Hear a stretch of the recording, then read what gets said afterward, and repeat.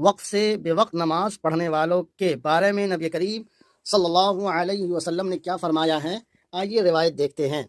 عن عبداللہ بن مسعود رضی اللہ عنہ قال قال رسول اللہ صلی اللہ علیہ وسلم، حضرت عبداللہ بن مسعود رضی اللہ تعالی عنہ سے روایت ہے، انہوں نے فرمایا کہ نبی کریم صلی اللہ علیہ وسلم نے ارشاد فرمایا، لعلکم ستدرکون قوما یصلون الصلاة لغیر وقتها، کہ عنقریب تم ایسے لوگوں کو پاؤ گے جو نماز کو اس کے وقت سے بے وقت میں پڑھیں گے۔ عنقریب تم ایسے لوگوں کو پاؤ گے جو نماز کو بے وقت میں پڑھیں گے۔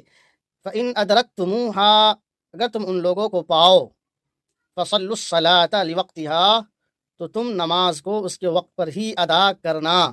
فَصَلُّوا الصَّلَاةَ، تو تم نماز کو وقت پر ہی پڑھو۔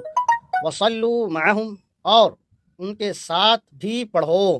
وَصَلُّوا مَعَهُمْ۔